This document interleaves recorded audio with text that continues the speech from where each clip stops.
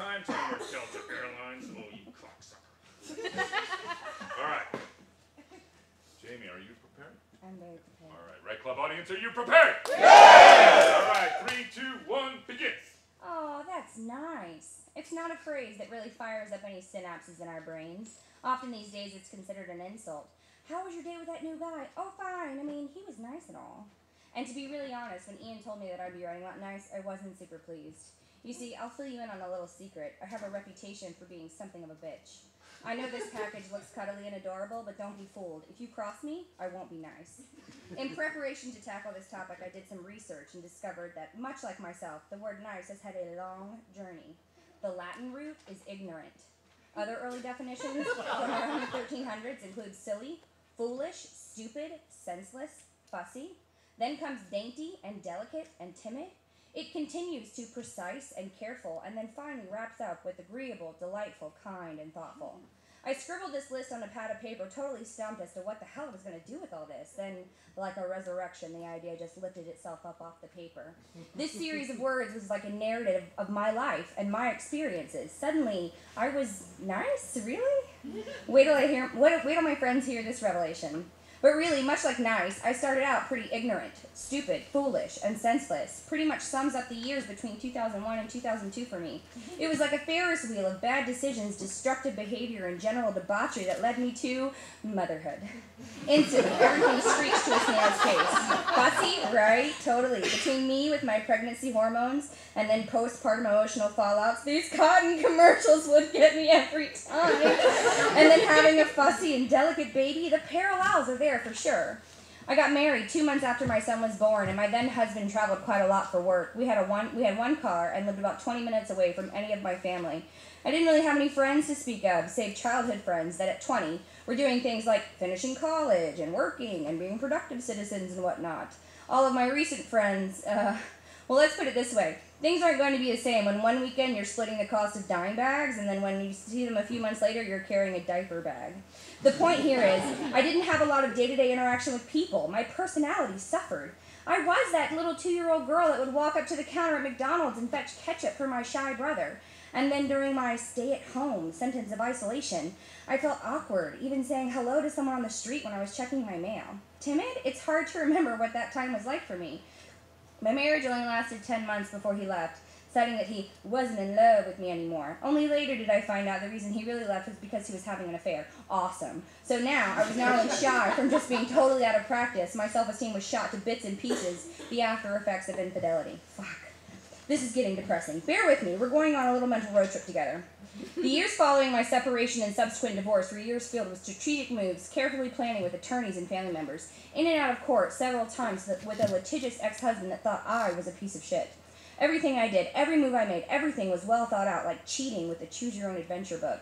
I tried to gauge what all the possible outcomes would be and couldn't sleep without a plan B, C, D. It seemed like a regular occurrence for me to be sideswiped by bullshit. I remember telling someone that it felt like I couldn't walk, I couldn't move.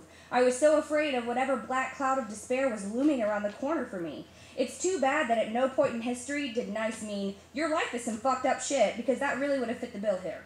In 8 years' time, I went through a lot. I had a long separation and a lawyer-filled divorce. I had a shitty roommate. I had a relationship end with the discovery that he was living a triple life. I had a shitstorm of a custody battle with my ex-husband. I had another shitty roommate, this one leaving me in such a financial lurch that I had to move home at 28 years old with my parents and kid. I dealt with problems at my son's school, regular ongoing flare-ups of struggle with my ex-husband, failed relationships, failed relationships, failed relationships. It was a stressful time in my life, but it was also an incredible time of conditioning for my spirit. Here is an obstacle, and look, there's me stomping that shit out, chest puffed proudly. Maybe I'd even spit on that obstacle, curse it, lament it, threaten that motherfucker that if he ever showed up here again, he'd pay for it. I guess this is probably when I started to become a real nice big old bitch. But life does that to you. Every single one of us in here has a period in their life of just like shitty behavior, regrets, and following that, we've got a big fucking mess to deal with and clean up. But the hope here is that maybe, after all of that, after you fought through the entire struggle, one day you wake up and you realize you're boxing shadows. You're peering around corners, searching for whatever sort of beast that has beaten you in the past, and nothing is there. And now, that's nice. Things are falling into place. Life is suddenly easy, agreeable, delightful. Things with my career are going swimmingly. I have this amazing boyfriend. My kid is doing great in school. I'm getting along with my ex-husband. I quit smoking. I told my boyfriend recently that everything just feels so right because it's all so easy. There's no struggle. I don't mean that we don't fight or won't ever, but even when there's conflict, I never feel like we're fighting against each other. We met under the most bizarre and random circumstance and fell in love almost immediately. Me, the girl with 100 pieces of personal baggage. The girl that had nothing but shit smears on my track record of relationships. The gun-shy, hardened, I'm not going to get hurt because I'm not going to let anybody in broad. And it isn't just my situation with my boyfriend that has fallen effortlessly into my lap. It's everything, and according to my best friend, it's exactly as it should be. She is something of an astrology nerd, not in a 25 cats and crystal-wearing weirdo kind of way, but she knows a lot about that stuff. I'll call her bitching about something and she'll chime in, Mercury's in retrograde. I still really don't know what any of that means or what it has to do with my life, but I've learned from her that I'm in my Saturn return. All the piles and piles of bullshit that I've had to deal with and pack away and carry around for the last decade, now I can just let go. It's my time to be at peace and reap great things, to move past my stupid and foolish, ignorant and senseless, fussy and delicate periods, and own the parts of my life that made me timid and dainty, to look back on my path of planned steps and careful maneuvers, to find myself in this agreeable, delightful, kind, and thoughtful space where I am really, for the first time in a long time, growing, changing, learning, just happy. I want to express to you how happy I am, how great things are. And before I wrote this, I would have thought that nice would have been an insult, a word completely unworthy, standing alongside the other words in that sentence. I want to share in some really eloquent and wordy, wonderful way the absolute peace that I have inside my body now. And I can't find any fucking good words to do it. I spend hours looking at my computer screen, eyes fixed on the blog editor, like, where do I fucking begin with this? But now I have this special little affection and kinship for the word nice. I want to wrap nice up in my arms and nuzzle nice's face and neck. I know, this is right, club, and I'm being sentimental. It's not that I have anything against naughty, really. In fact, I kind of like naughty. It's only, nice is working out so well for me. I just like it more.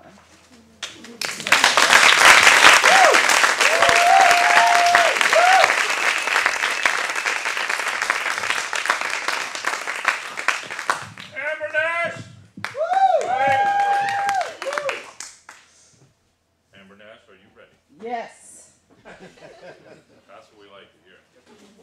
Own it completely. Right, club audience, are you ready? Yeah! All right, naughty in 3, 2, 1, begin.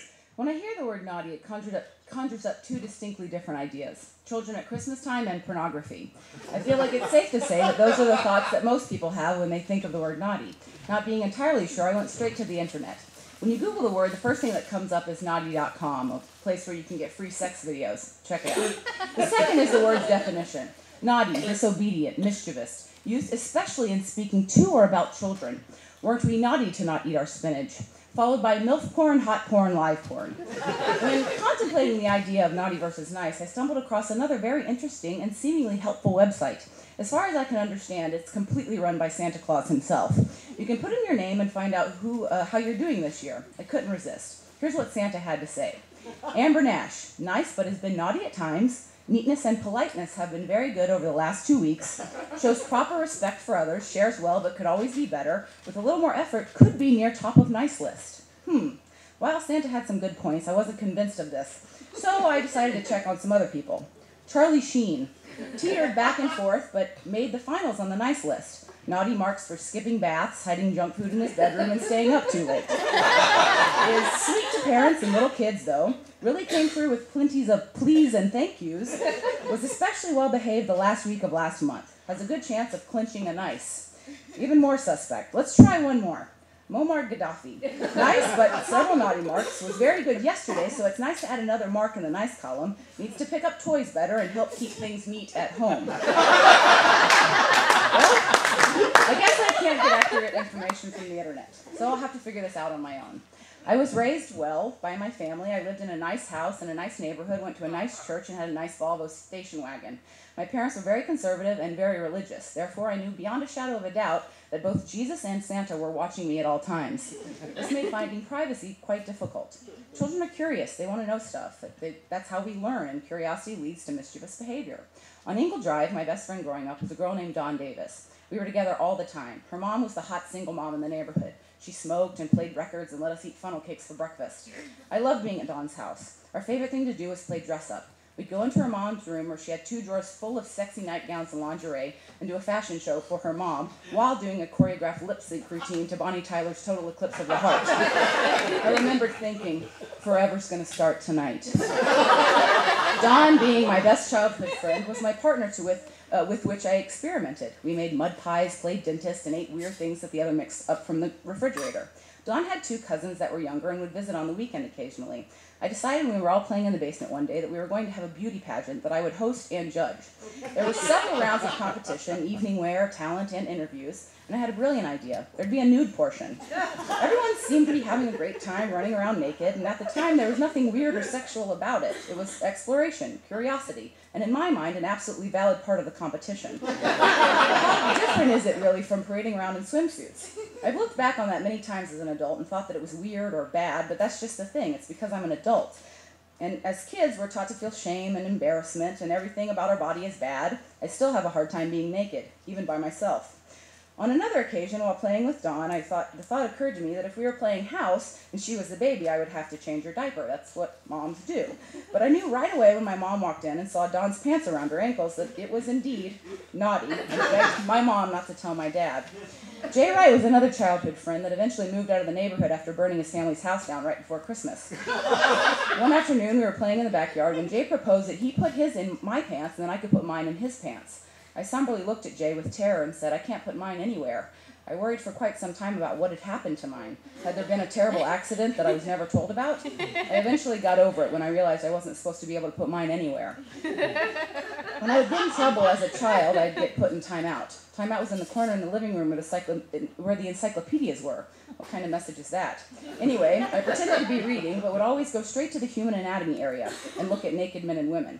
The pages were transparent plastic and different from all the others. You'd have the skeleton, and then you could overlay it with the organs and muscles and skin until finally there were complete naked men and women.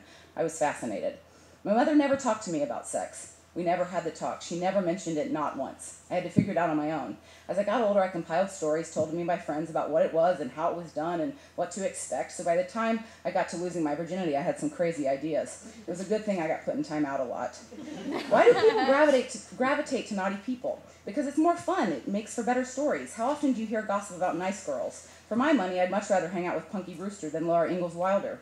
Naughty is our natural state of being. Nice has to be beat into us. Mother Teresa was a nice woman, but I bet she wasn't a blast to hang out with. Now, I'm not suggesting that we should run wild, not holding doors for people, cutting people off in traffic, and cursing at babies, but we just don't have to follow all the rules all the time. In the immortal words of Ludacris, we want a lady in the street, but a freak in the bed. When I was 13, that nice church that I went to was turned upside down. It was a Sunday evening service. Sunday school happened in the mornings, so during the evenings, the kids would sit with their parents in the congregation and hear the adult sermon. Not this Sunday. As the sermon began, Pastor Pope asked all the children to go to the back for Sunday school. There was buzz and whispering, and all the kids were confused because we knew something was up. My sister gave me the dish later that night. While we were in the back, Pastor Pope explained to the congregation that he was stepping down as pastor of Church at the Open Bible because he'd been sleeping with Brother Halverson's wife. Holy shit. We didn't go back to church again for the rest of the time that I lived at home. My parents eventually found their faith again at a megachurch in Norcross, thank God. In college, I did all the things that awkward tomboys do to make themselves more attractive to the opposite sex. I drank, did drugs, cursed, punched, got into stupid situations, pretended to be bisexual, and had a threesome. Being naughty is different when you're an adult. It's willful and aware. I know I'm not doing the things that people are expecting me to do. I'm 33 and I'm not married. I don't have kids. I don't own a home. I haven't paid for my student loans in over a year. I owe the IRS money from 3 years ago. I drink, I smoke, I say terrible things. I love pizza, especially Pizza Hut. I love going to strip clubs. I sleep late. I don't have health insurance. I spend money on fun things way before I think about paying my bills on time. And I prefer to avoid thinking about my problems rather than dealing with them. In the end, you can live a nice life, have good children, and be a respected member of the community, and have a nice amount of money for retirement and be just fine. I say boring.